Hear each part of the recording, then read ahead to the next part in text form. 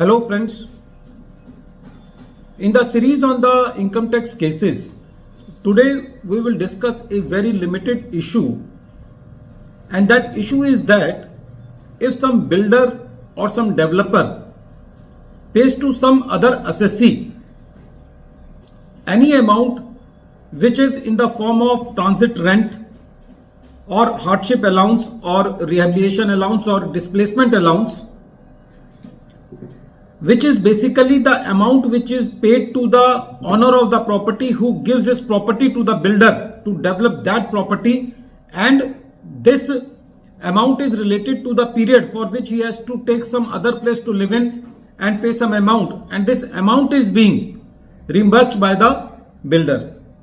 So the limited issue in the present case was that whether on this amount which is being paid to the assessee by the developer, whether the developer is to deduct the TDS under section 194I and whether that amount comes into the definition of rent paid.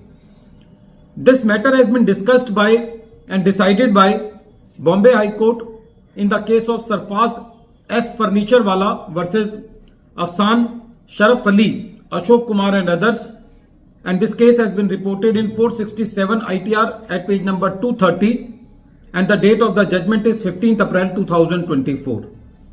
The facts of the case are very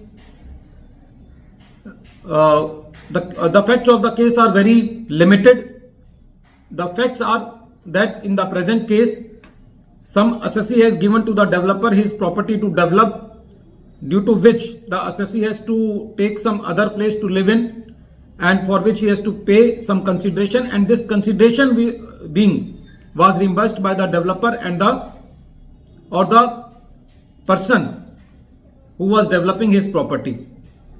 And for this, the developer paid transit rent, which was in the definition of hardship allowance, rehabilitation allowance or displacement allowance. It was the allegation of the assessing officer that the developer has not deducted the TDS on that, and that is why this petition was before the Honorable Bombay High Court.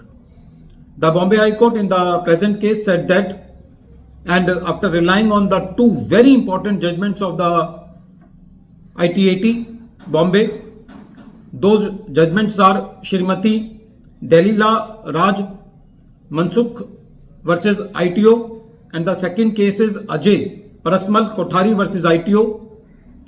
In both the cases, it was held that this hardship allowance is not in the nature of revenue receipt and hence it is not taxable. So, taking the base of these two cases, the Bombay High Court in the present case said that whatever the amount has been paid by the developer to the assessee as hardship allowance was not eligible to be deducted under section 194I, and the builder was not obliged to deduct the TDS under section 194I. So friends, this case is very important because nowadays we see that a lot of the properties are going into the joint development agreement, and a number of the persons have to give their properties for joint development agreement. So all those assessees who receive any transit allowance in the form of hardship allowance, rehabilitation allowance or displacement allowance, they can take the help of all these two cases of the Bombay ITAT and this case of the Honorable Bombay High Court, because according to all these three cases, now the hardship allowance is not a revenue receipt and it is not taxable, and hence consequently the builder is also not liable to deduct the TDS under section 194I. The Bombay High Court clarified the matter that the TDS under section 194I is to be deducted in case when the tenant or the lessee pays some rent to the landlord or the lessor. So in the present case, the situation was reversed. So the amount was being paid by the landlord to the owner of the property who has given his property for the development. So there was no case of any income in the hands of the assessee. So there was no liability to deduct TDS under section 194I. At the end of this video, once again, I am repeating the name of the case. The name of the case is Bombay High Court.